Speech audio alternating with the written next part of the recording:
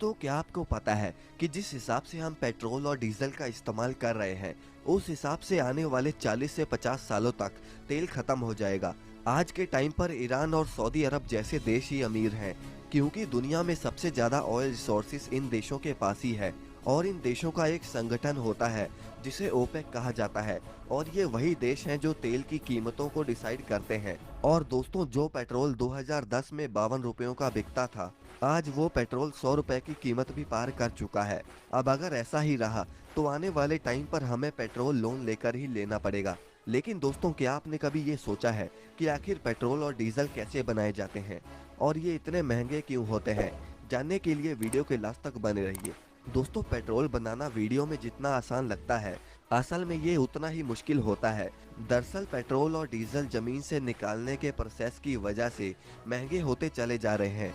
और ऐसा नहीं है कि पेट्रोल कंपनीज पेट्रोल को पंप करके सीधा पेट्रोल जमीन से निकाल लेती हैं और हमारे तक पहुंचा देती हैं।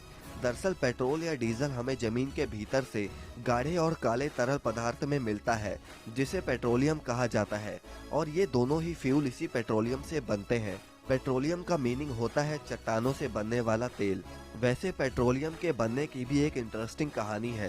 पहले के टाइम पर धरती पर जब नेचुरल डिजास्टर्स हुए तो जमीन पर रहने वाले पेड़ और जानवर जमीन के अंदर ही दब गए, और ये डिकम्पोज होकर प्रेशर की वजह से पेट्रोलियम में कन्वर्ट हो गए।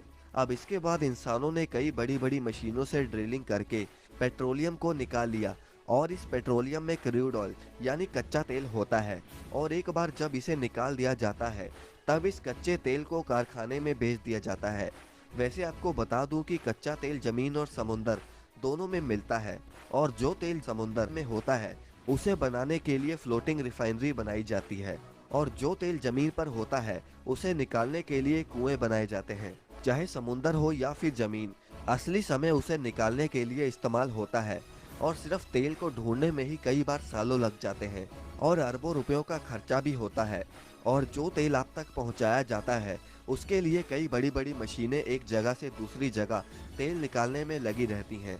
और जब फाइनली तेल मिल जाता है तो मशीन को आसपास की चट्टानों से मजबूती से बांध दिया जाता है ताकि ये हिल डुल ना सके। और इसके बाद समुद्र में ड्रिलिंग करी जाती है, और ये ड्रिल हजारों फीट नीचे होती है। तेल मिलने पर उसे रिफाइनरी में पहुंचा दिया जाता है। रिफाइनरी में कच्चे तेल को बड़े बड़े सिलेंडर्स में गर्म किया जाता है, और फिर उसके बाद अलग अलग टेम्परेचर पर कच्चे तेल में मौजूद चीजें अलग अलग पाइप्स की मदद से निकाल ली जाती हैं। अब ये होता कैसे है?